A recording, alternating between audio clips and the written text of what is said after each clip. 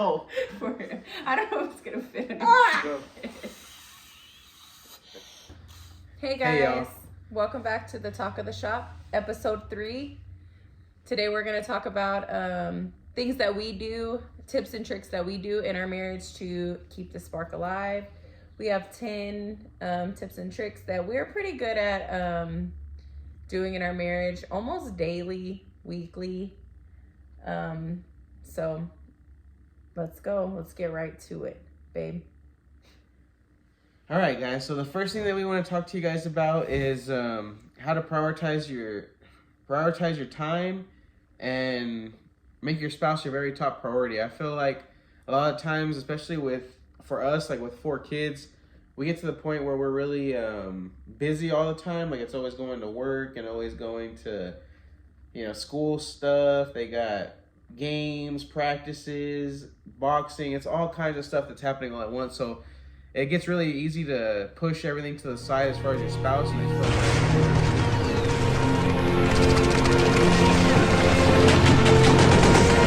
really going out of your way to make it a priority. It's gonna fall behind. You're not gonna have any time to show your spouse that anything, that you appreciate them.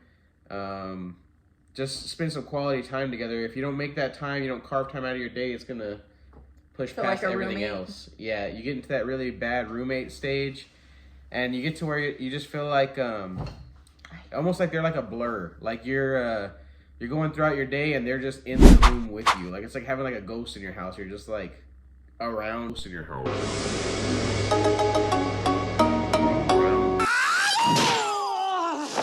Around each other. It's not like You're existing with. Yes. So it's really, really important to make some time. Me and Sarah sometimes will put all the kids to bed, get them all settled down. We'll turn on the backyard lights, go sit outside for an hour and just talk. Or sometimes we don't even talk. We just listen to music. I read. She'll read. I'll start a fire, smoke a cigar. It's just as long as you can be around each other, you have that really good personal connection with each other, and you're spending time together. You have to make time for it too. And people say like, oh, I don't have enough time. And I feel like something that we tend to forget is you make time for the things that you want to make time for. So if you make time for your spouse, which we try to do, then there's always going to be enough time. And I think something that goes with that is whenever you make time for God, He creates the time for you. If you're like, man, I don't have enough time to do my Bible study or my quiet time. And then you do your quiet time, and then it's like, man, everything after that just kind of like falls in order. Your day is like so much smoother. It's less chaotic, I feel like. So prioritizing your time with your spouse has like been our number one thing that we try to do. I choose him over anyone else, over my friends. They know that he is always top priority in our marriage. So yeah, you gotta really make that time out the same way you can carve time out for. I mean, there's stuff that happens throughout the day. You can carve time out for someone just calling you real quick and saying, hey, the kids need snacks at the school, or hey, this and that. Somehow you manage to find the time for that, or any little thing that pops up, or spontaneous stuff. Put your phone down. You have time. People say that, oh, I don't have no time, but if you can do all those other things just on the drop of a dime, then you can find some time to spend with your partner. Even if it's 5 minutes, we go to Sonic sometimes and grab a drink and talk. It doesn't have to be nothing crazy. And you don't realize how much time you spend on your phone scrolling. Put your phones away. Spend that time together. So prioritizing your time with your spouse is number one. And these really aren't in order, but it actually worked out that is top number one, because it is number one.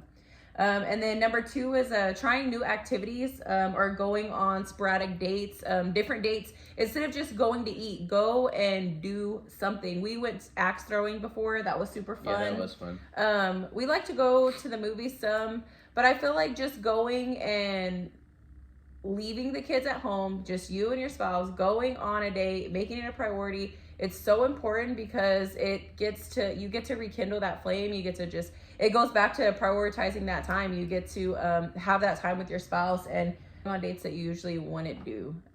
So fun dates. We're talking specifically about going out, trying out new stuff. So, yeah. And we are pretty good about trying new stuff. We like to go try different restaurants when we go to Lubbock and just do different things. Just keep it interesting, keep it fun. Number 3 is expressing your appreciation every single day by outdoing or outserving your spouse. So a lot of the times, this is something that I feel like I do really well. I wake up in the morning. I think I might have said this before, but I wake up in the morning and I get Sarah a cup of coffee. And I make like coffee for real. Like I grind the beans. I do all this stuff. It takes a long time to make coffee. So I make Sarah coffee in the morning. I serve her first. I go get my cup of coffee, and afterwards, we sit down sometimes and drink them. Sometimes we're on the go, but I always try to make sure I start the day off by serving her and giving her some coffee first thing in the morning. And then, of course, you got to help out around the house. Like, guys, I don't know if you guys know this, but if you help out around the house, I'm talking about like washing some dishes, mopping the floors, doing a little bit of laundry, you'll be surprised at the results you get. Like, it is, it's crazy. You talk about being Clean intimate. Something. Pick up a little bit around the house and see what happens for you,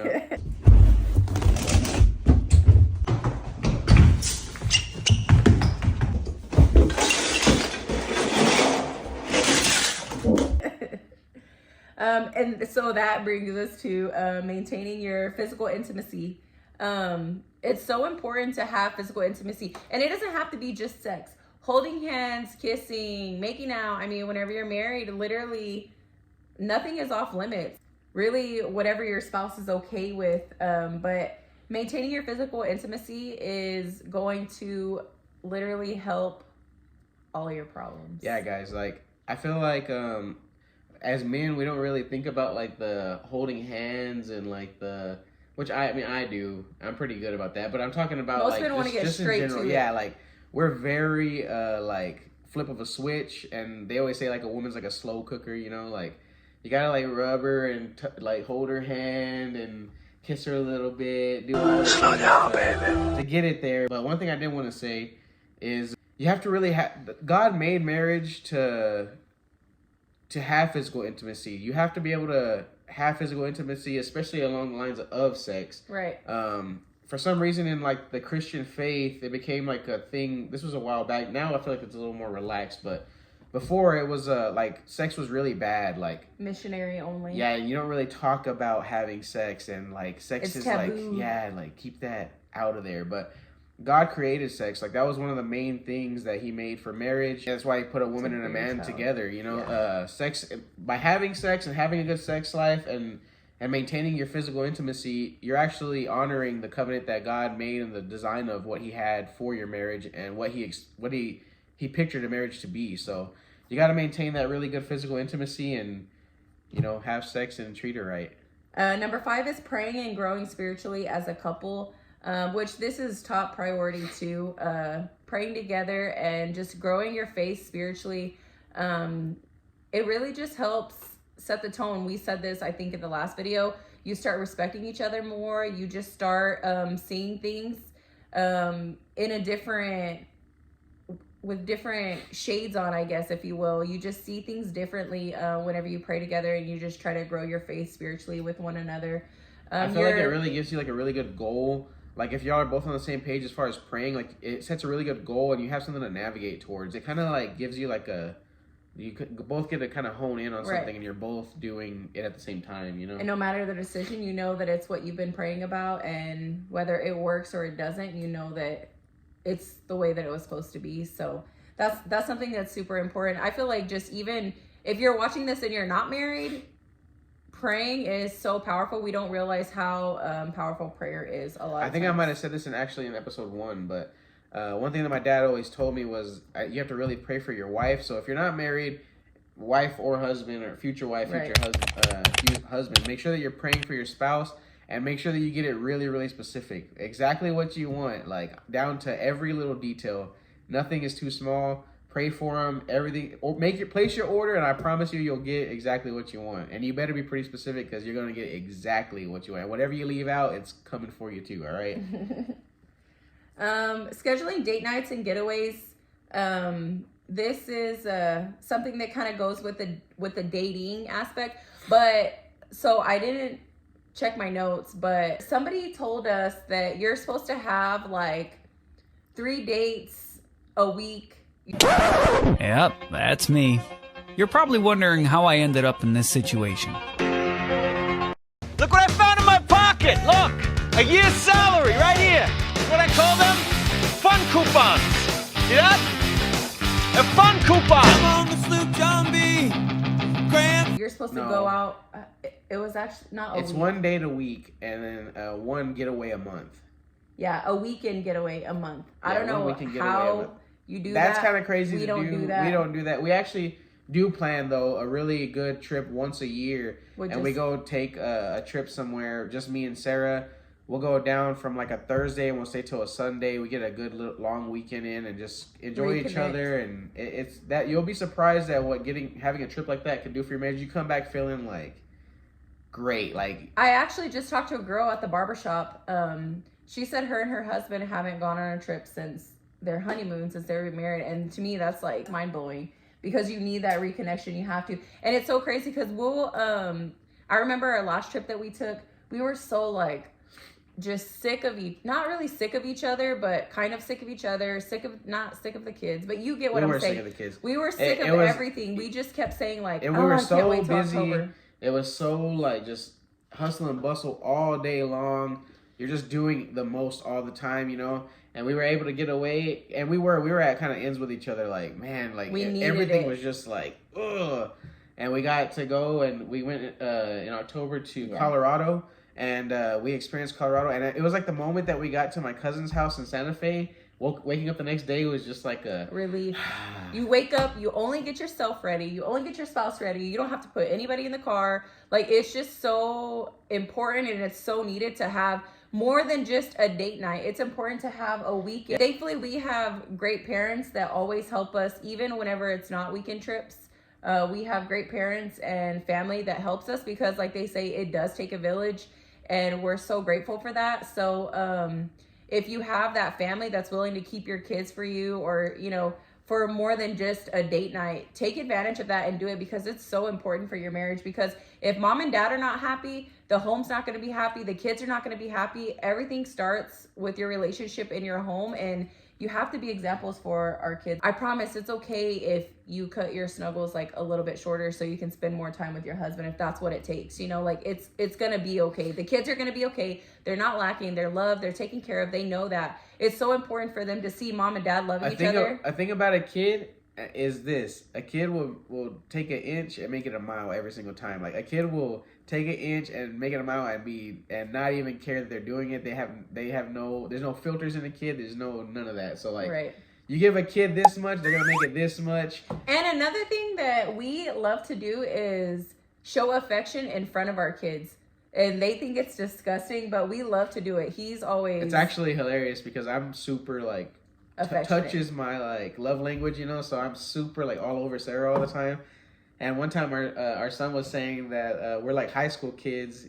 I forgot how the situation happened, but he was saying we're like high school kids, just all over each other. It's like we're we always just barely making got out together and kissing and stuff. It was pretty funny. And Isaac will say like, "Give me a kiss," so I'll give him a kiss, and then Isabella will come and like run and put her hand like in between us so we can't kiss, or like he'll have to give them all a kiss after he gives me a kiss. So show affection in front of your kids.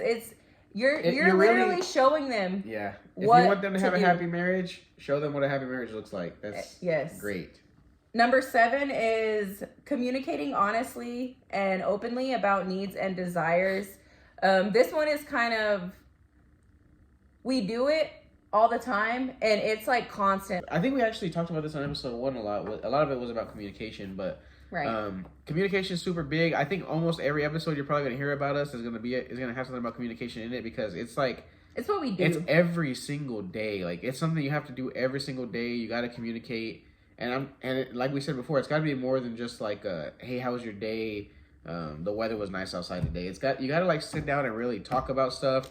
You have to communicate, and you have to be open and honest, and it can't lead to a fight. Because the moment that you start fighting, you're not even communicating anymore. Nothing's getting said. Actually, we just had to have a conversation about something right before we started this video. So it's like literally every single day for us. We're working every single day. And you know what else I promise? Is that the more you like work on it, the more that you are able to talk, the faster you're like it doesn't even, you just say it, what you need to say. You hold it in a little bit, and then you're just on with your day. It's not like, I promise it gets easier. Not every time it's going to be a fight if you work on it. Right.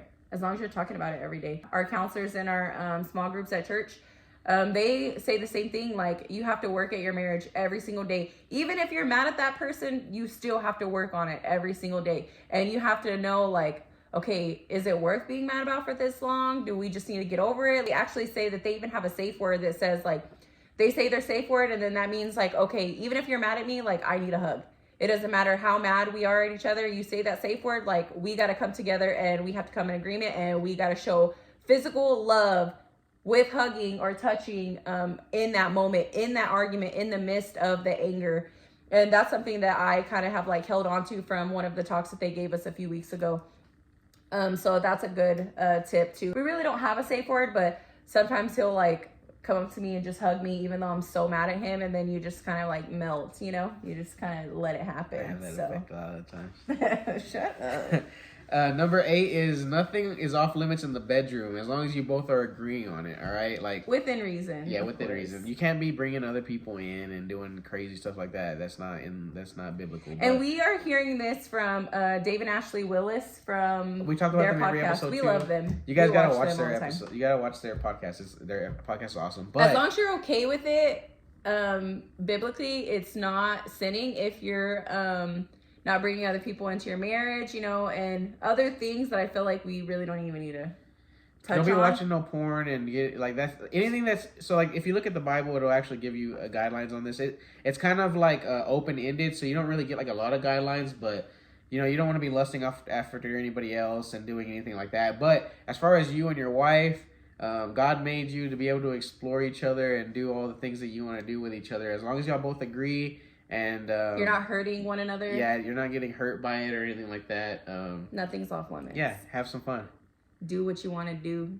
Number 9 is keeping romance alive through small gestures. Right. Right. So that's like randomly looking at you across the barbershop in the lights and saying you look hot today. Yeah. Because you love that. That makes my day. I do love that. The other, like, I'm trying to think of another thing. A small gesture? Like, well, I guess it's not small, but what I like to do is a lot of times if she, like, leaves somewhere, I know she's going to be gone for, like, an hour or so, I'll, like, clean up the entire house so that she gets home and, like, the house is all cleaned up. That's not a small gesture, though. That's a pretty big one. But it is. I feel like it is small for us because we have to clean every day, and it's so annoying. Right. So whenever I get home and we haven't, like, cleaned up for the day and I come home and everything's clean, it's like, oh, man, that's awesome. I try really hard to, like, randomly say, like, I love you or whatever, because I feel like this goes back to, like, past hurts and past relationships. Like, I didn't used to be like that, and he doesn't believe me, but I used to be very, like, show my emotions, wear my heart on my sleeve. Like, I just wanted to be loved, which is why I felt like I was in crappy relationships, because I just wanted to be loved. I knew my whole life, like, I wanted to be a wife and a mom. I knew that. And I feel like I would just go with whoever would give me that kind of attention. And so I wore my heart on my sleeve. I was very affectionate. And I feel like through the hurt, it just kind of, like, made my heart hard. And so, which sucks because you're getting the worst of it. But I'm getting better. I'm working on it. I really do try to work on it. Yeah, you are really doing better, for real. You really are. I try. But so yeah, small gestures, guys. He likes to buy flowers. I'll literally sit in the car. He'll go into the grocery store and he'll come out with flowers, and I'm like, babe. He's like, these are so pretty, and I'm like, oh, thanks. I do that. I haven't done it in a little bit, but I usually do that. Yeah. All right, guys. So the last one and final one is number 10, and that is seek counseling or mentorship if needed. We can't be too proud to not look for help if we need it, or not ask any kind of questions, or there's going to be things that are going to come up in your marriage that you're not even, I mean, some stuff pops up you're not even ready for, things that you don't even, know that could happen. So you really need to find someone that's not biased, and someone that you can trust, that won't go out and say anything to anybody. You kind of probably want to look for someone that's a little bit older, I would think, like, yeah, and I would say, has been married for a while. I would say to look for someone in your church, someone that you know is trusted. Maybe even we get kind of lucky because our church actually has, like we said, Heather and Manuel, who are our their life groups coaches. Go to Trinity. There's help all over the place.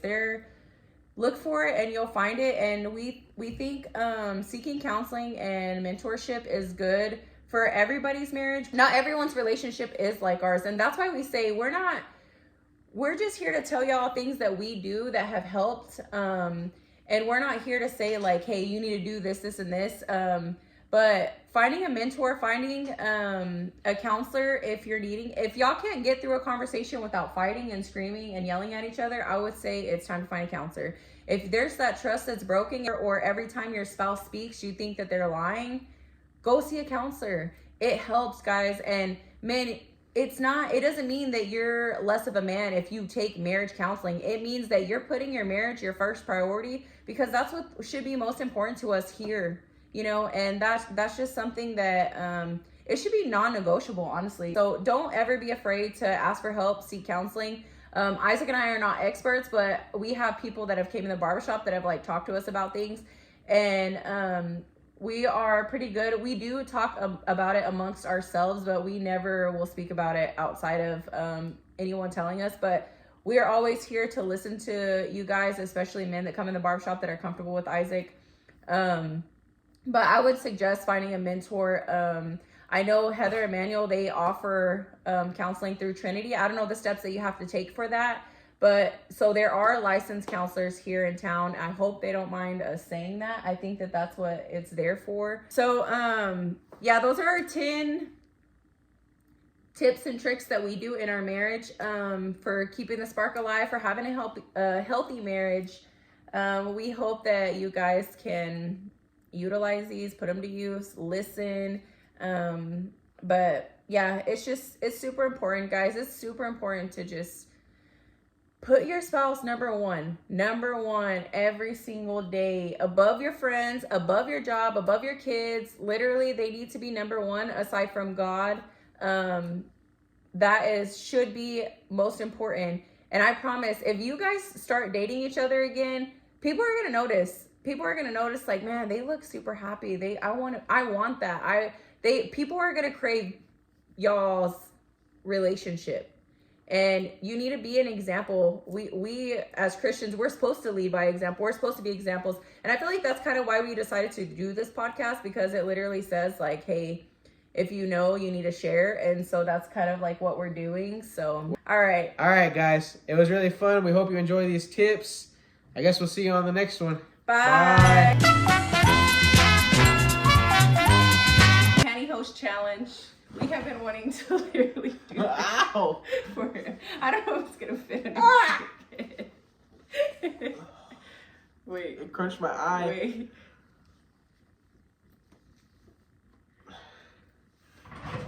You ready? No. Okay, you ready? Wait, you can't really see the candle. Okay, this one right here.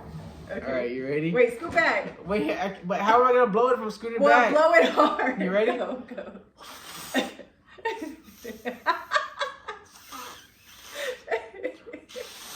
Got it! Okay, my turn. You can go. Oh, it really is hard. Go. Go. Blow harder. Wait. You're blowing.